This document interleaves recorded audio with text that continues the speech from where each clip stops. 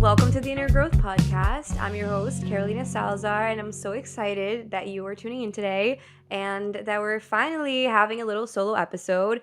I feel like there's been a few changes in the podcast recently, so I kind of wanted to talk about that.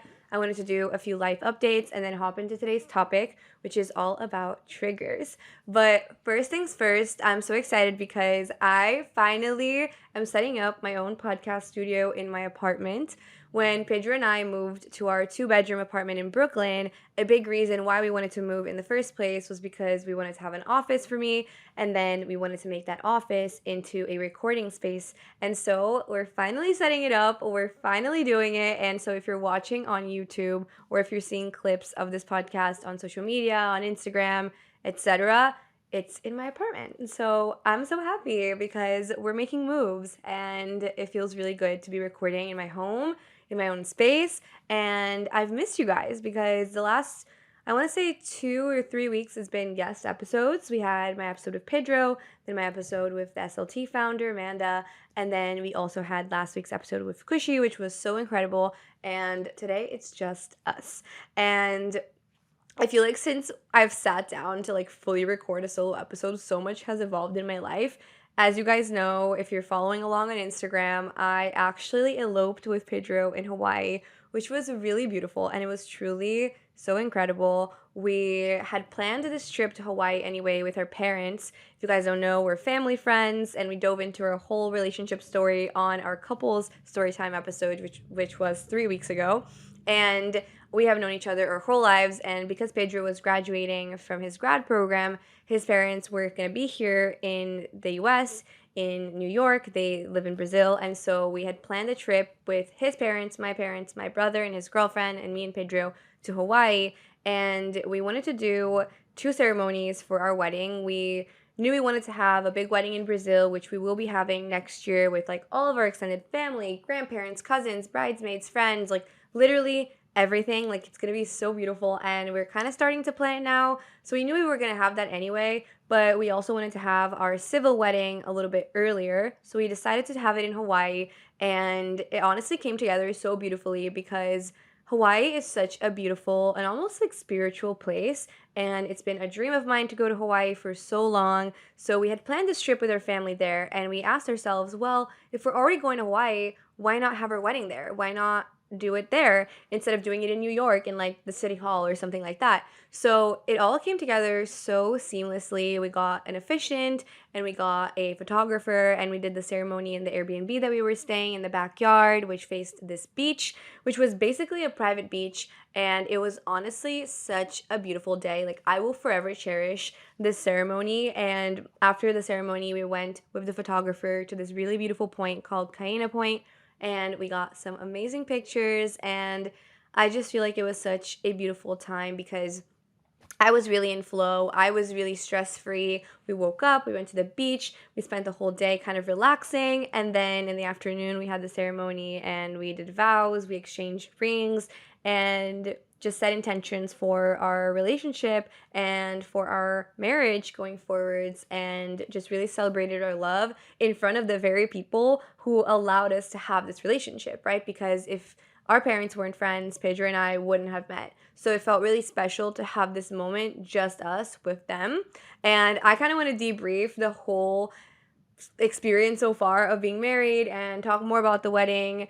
And I would love to do a part 2 with Pedro. So if you guys want to see that, definitely DM me and let me know, because I think that would be a really fun episode to do. And you guys sent me so many amazing DMs sending me feedback about our couples episode, and I loved to hear it. I loved to see it. And I'm just so grateful for our healthy relationship and our conscious relationship, and to be in partnership with someone who truly is so respectful, is so kind, is so sweet, and so loving. And I'm excited for what's ahead. I'm excited for the future that we're building together. And now we are back in New York. After we were in Hawaii and we had our ceremony, we went to LA for a bit, and we were there for a few days with our parents, and then we were there by ourselves. So it was almost like a mini honeymoon of sorts. And then we came back to New York. We went upstate to the Catskills for a few days as well, which was super fun. And Pedro is starting his new job soon. So we've been kind of in this moment of relaxing together, having a lot of fun, and it's just been really great. And overall, I'm doing pretty well, aside from like just feeling really excited and really just grateful. Things have been flowing really well. It feels good to be in New York during the summer because even though I've lived in New York for 2 years, I actually haven't had a New York summer yet. Like, it's crazy to me, but New York summer is really fun and the weather is just perfect. I've been tanning a lot on my roof, going to the park a lot, trying to eat outside as much as I can, and run outside even though it's very hot. And just there's been so many events also. So we've only been back for 2 weeks, but it feels like it's already been a month. And I feel like those are the main life updates. I also started a new certification, which I'm excited about, called IHP, which stands for Integrative Health Practitioner. And it was created by this really amazing doctor, Dr. Stephen Cabral. He has his own podcast, The Cabral Concept, and he suffered from a ton of different health issues earlier in his life and then kind of transformed his pain into his purpose and studied from like all different types of modalities, from functional medicine to like Ayurveda to Chinese medicine, and kind of interwove all of that into his practice, his approach for health, for longevity, and created this program to certify people as integrative health practitioners. So I'm actually doing that to supplement my health coaching certification and my hormone specialization, and I'm super excited. I'm loving it so far. I started it this past week and I'm already learning a ton. So if you're someone who has done IIN like me and listens to this podcast and is looking for something that's going to help you go even more in depth or help you continue learning and educating yourself, definitely check out IHP. It's such a cool program and I'm really loving it so far. So those are my big life updates. And with that said, let's hop into today's topic, which is triggers. I feel like a lot of us struggle with feeling triggered for a variety of different reasons. So I want to dive into it, starting from what feeling triggered is like and what is a trigger really, and then also the reasons why we get triggered and how to move through it and grow from those experiences. So without further ado, let's dive into it and let's get growing.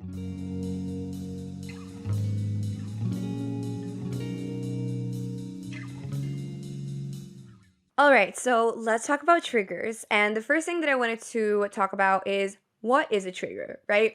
A trigger is basically a person or a thing or an experience that activates a strong emotional response in you that sometimes feels out of control.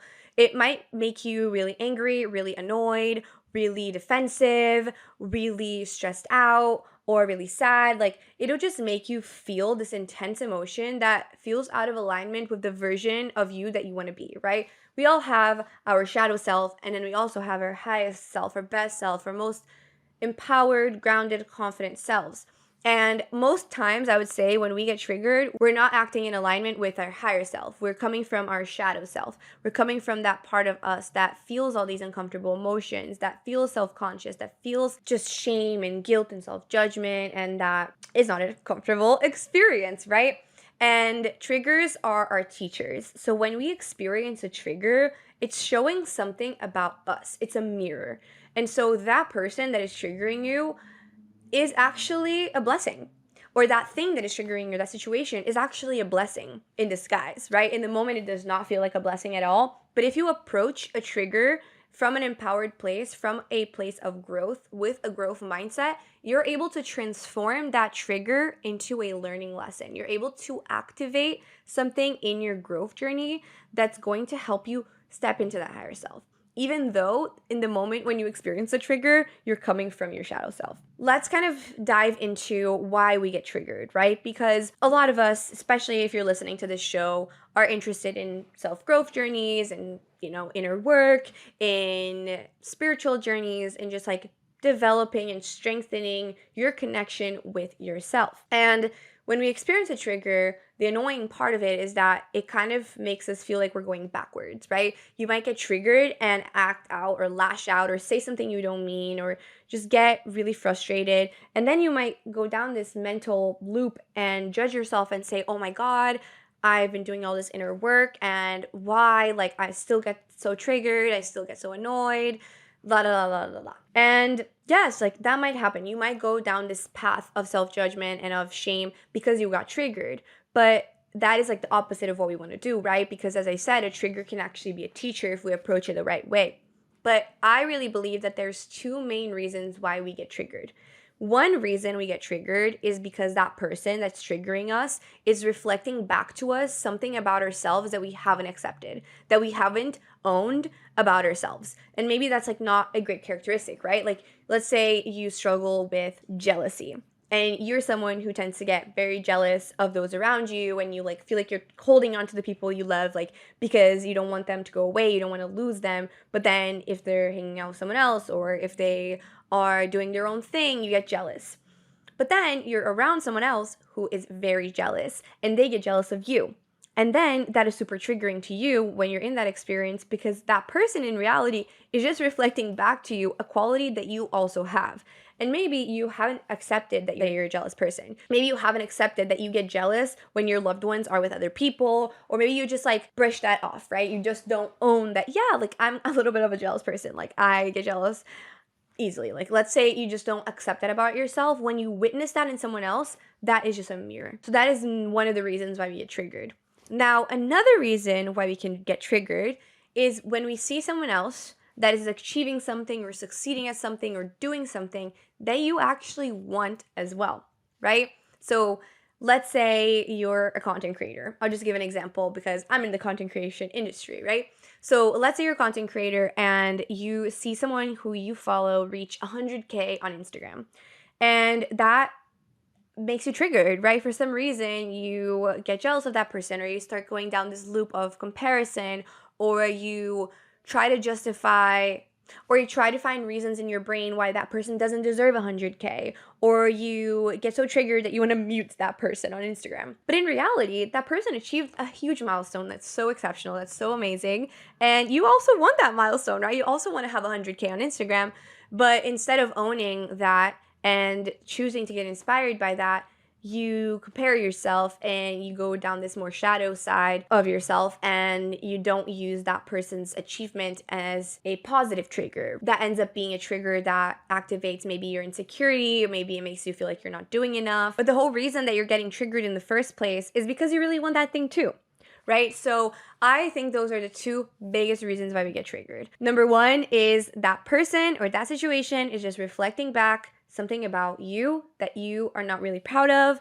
Maybe it's a characteristic about yourself that you're not really, so lovey-dovey with. Maybe it's something about you that you feel insecure about, or something about you that you just have not owned. Like you have not fully accepted. And the truth about inner work and about inner growth is that to transform, you have to first accept. You have to first own. You have to first get really real with yourself and say, yes, I have these amazing qualities. I exceed in all these things. I am amazing because of all these things. This is my light. But also, this is my shadow. These are the things about myself that I actually have to grow from, that I actually have to improve on, that I have to get real with myself that I do. And maybe, it's different things that you enable for yourself, or different toxic behaviors that you do that you brush off and that you're not addressing, that you're not owning. And the moment that you realize that that trigger is simply a mirror, and you're able to understand, whoa, I just got triggered because that person was a mirror to me. That person showed me that I do that too. And that's a quality that I don't really like in myself or in other people. So maybe I should work on that. And then number two is we can get triggered by people who reflect back to us things we really want to get, things we really want to achieve, things we really want to have, experiences we are dreaming of, things we hope to have in our lives. We already talked about what triggers are. We talked about why we tend to get triggered, the two main reasons for that. And then now I kind of want to talk about, okay, triggers are a human experience. We all get triggered. We all experience it for a couple of different reasons. Now, what do we do about it, right? How do we use triggers for our inner growth? How do we approach triggers and feeling triggered from a place of self-love, of compassion, and to activate our evolution and to activate us going where we want to go and growing in the direction we want to grow in? I just want to first of all normalize that, as I said, triggers are human. And so remove shame. Remove the idea and the notion and the belief that if you experience a trigger, you're a bad person, you're doing everything wrong, all your healing is undone. Like, that is not true, right? Remove that belief. First and foremost, like if you want to use a trigger to your advantage, and if you want to use a trigger as a teacher, this is the number one. This is so important. But then the second thing too is like, understand that feeling a trigger is uncomfortable, but you don't necessarily have to always fall down the loop of letting the trigger control you.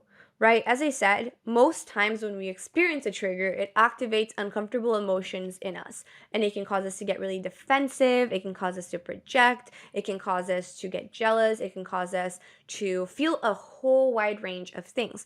But that doesn't have to happen every single time you get triggered, because if you're able to have awareness and if you're able to shine light on that triggering experience, you're able to actually take accountability in the moment. So something I've started to do over time is I've started to own when I get triggered in the moment. So let's say I'm talking to Pedro and he says something or he does something that triggers me. I can in the moment say, hey, oh my God, like I'm so sorry. Like I just got really triggered and I think it's because you did XYZ that I realized like I do too, and I should probably work on that. Just awareness and taking responsibility for your triggered reaction changes so much. Like it can change your relationships and it can change your life. Like I really think that. And another way, of owning it can also be in silence. Like you don't have to necessarily verbalize in the moment like, "Oh my God, I'm so sorry. I just got triggered because you did XYZ that made me feel X, Y, and Z things." Because sometimes like the reaction and the emotion that we feel might not be something that we're outwardly reflecting, outwardly showing. Like in either case, right? Either when you're getting triggered because the person does something that you do too, or you're getting triggered because the other person is achieving something or doing something that you want to do and achieve. In both of those cases, there is a possibility that the trigger is going to cause an emotional whirlwind that's all happening in your brain, it's all happening in your inner world, but it's not being shown outward. It just might feel heavy. And in those cases, it's really important for you to own it to yourself and to understand, like, whoa, like, that was triggering. Like, that experience, that person just triggered me so much. I wonder why. And then you can start exploring, because maybe the answer is not going to be clear to you right away, right? You might not know the reason you got triggered right away. And that's where you have to do the digging to get to know yourself and get to understand, did you get triggered for reason one or did you get triggered for reason two? And then once you identified that, double click on it, right? If you know that you did not get triggered because that person showed you something that you want as well, right? Like the success example. If you know that that trigger was probably because you just got annoyed with someone, double down on that experience, double down on that situation, and ask yourself, get really real with yourself about how you're showing up in life and how you have shown up in that way. When I started my healing journey, I've talked about this a lot of times before, but when I started down my healing journey, I did a course called Becoming the One. And when I did that course, I learned about shadow work. And one of the prompts and like one of the little parts of this course was this journaling session where I had to write like, these are the qualities about my mom that I love. These are the qualities about my mom that I dislike. Do I have any of those qualities? And then same for like, these are the qualities about my dad that I love. These are the qualities of my dad that I really don't like. Do I have any of those qualities? And the same can apply to like friends, romantic partners, just like what are your turn-ons, what are your turn-offs, what are things that you really like in other people, what are things you hate in other people, and then out of those qualities, whether it's the positive or the negative, do you have any of those qualities? And the moment that you start asking yourself these questions, you can then make the experience of navigating triggers a lot easier on yourself because you'll have a lot of self-awareness already. But if you haven't done the self-awareness work, then use these triggers as your foot in the door to self-awareness work, right? So I want to think of a few examples just to kind of solidify this and hopefully leave you with something a little bit more actionable so that you can leave this episode feeling ready to navigate your triggers from a more empowered place. So let's say your roommate, which can be a friend or maybe like you live with your parents or you live with your significant other, let's say that person is messy, right? They leave the dishes everywhere in the sink. They don't clean up after themselves. They don't keep the space neat. And you get so annoyed. But then you take a step back and you say, do I keep the space clean? Am I also contributing to this mess? And then you can say, maybe you realize like, yeah, actually, I'm pretty messy myself. Maybe that's something I should work on. And then you can start taking steps towards maintaining your space a little bit cleaner.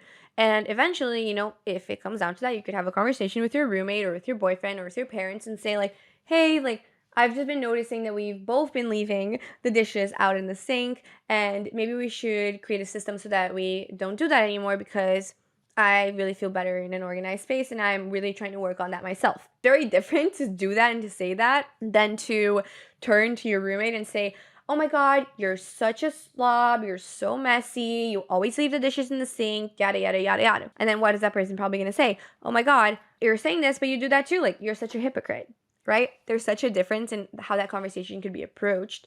And option number one can cause a lot more self-growth and a lot more peace in your relationships. In the opposite example, right, I think the example of success, when we see someone achieve something amazing and we get triggered and we get upset and we just get triggered by their success, instead of falling down a rabbit hole of comparison and self-judgment and feeling shitty about yourself and thinking about how you're behind and thinking about all these self-judgmental thoughts, instead really observe what about that person's success feels exciting to you and use that person as your expander. I love the concept of expanders in our lives, right? An expander is basically a person who reflects back to you something that you want for yourself, but maybe you don't believe is possible. But then you see this person achieving this thing and you're like, whoa, that person's incredible. That's possible. That exists in this world, which means that if it's possible for her or him, it's also possible for me. And you really have to work through your subconscious blocks and through your beliefs about yourself to start believing that because that person has that, it means it's also possible for me, right? Instead of thinking, oh, because that person achieved that, it's already taken, it's no longer available, it no longer can be achieved because that person already did that. That's a scarcity mindset. Choose abundance. Choose to live from an abundant mindset when you see someone else's success and whenever that person's success triggers you. So those are some examples I could think of in the top of my mind. But overall, the biggest things, the biggest steps I would say is whenever you get triggered, observe the trigger, right? Observe yourself. Take a step back. Maybe not in the moment. Maybe you won't be able to do that, right? In the moment, maybe you will be too caught up in the emotion. So afterwards, maybe take a step back and say, that was a triggering experience. That was not a very pleasant feeling. Let's debrief it, right? Let's observe it. Then identify, was it a trigger for this reason, that reason? Like, why did I get triggered? And identify if it was from a place of comparing and wanting what that person has, or comparing and realizing that that person actually has a quality that you have about yourself that you have not owned or you have not admitted you have, that you don't like about yourself, but you keep it in the dark. And then let's say it's option one and it's the success one. Think about how you can use that person as your inspiration and how you can use that person as an expander for you. But then if it's option number two and it's, a trigger that reflects back a quality you dislike about yourself, then get real with yourself about what that quality is, how you also act in those ways, and how you can start working on that, right? How can you take steps to work through those shadow qualities? How can you take steps towards working through the parts of yourself that you don't feel proud of? And I saw a TikTok, I think it was yesterday, and this girl was saying, one of the most important things that I learned in my life is that I should embody and I should be someone who I would want to be friends with. And she was saying, if I'm being someone who I wouldn't want to be friends with, I'm in some serious trouble, right? And I think that that's something that's really beautiful and something that I'm constantly working on myself is observing when I'm acting in ways that are not in alignment with my higher self and getting real with myself about that, right? Getting real with myself about those shadow qualities and then saying, would I want to be friends with myself? And if the answer is no, then what could I do better? What could I work on? What could I just tweak in my life so that I can show up calmer, so that I can show up more kindly, etc., etc. So that's the truth about triggers. They're a nature of life. They happen. And if you're someone who's on a healing journey or in a self-growth journey, they are actually really powerful tools. They are not indicators that you're going backwards. They're not indicators that you suck, that you're a bad person, that you're incomplete, that you're unworthy, that you're flawed. Like, no, no, no, no, no.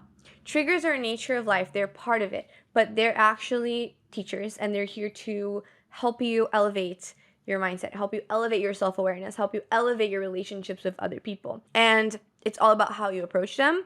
It's all about how you start to observe them. And it's truly all about self-awareness. So hopefully that helps. Hopefully this episode's leaving you with something new to think about, something to reflect on going into this week, going into the rest of the week if you're listening on the day that this comes out. And I love you guys so much. I have been wanting to talk about triggers for a while, And I think that's really important because, as I said, we all get triggered, but the more aware we are of ourselves, the more aware we are of the things that trigger us, the better versions of ourselves we can be. And no one's perfect. We're all imperfect and we're all here to grow and learn. And we just have to be able to do that from a place of kindness and gentleness instead of self-judgment. So I love you. I hope that you enjoyed today's episode. If you did, let me know or share it with someone who you think would appreciate this conversation. And tag me in your stories if you share it on your stories at all at innergrowth.co and at the Carolina Lifestyle. And if you want to be in the loop of future episodes, just remember to hit the bell icon on Spotify or the plus button on the top right corner of Apple Podcasts. And if you're watching on YouTube, remember to hit the subscribe button. And I will see you guys next week with another guest episode. Oh, and before I end the episode, I just wanted to also mention, I forgot to say this in the intro, but as you guys know, we had been going through a period where we were doing 2 episodes a week, 1 solo episode and 1 guest episode. So the solos were coming out on Mondays and the guest episodes were coming out on Thursdays. But we're going back to 1 episode a week now, so you can loop in and tune in to Inner Growth on Thursdays, and the next episode will be out next week on Thursday. So yes, I love you guys. I will talk to you soon, and remember to water yourself this week in whatever way feels aligned. Mwah! Sending you a big kiss, and we'll chat soon. Bye!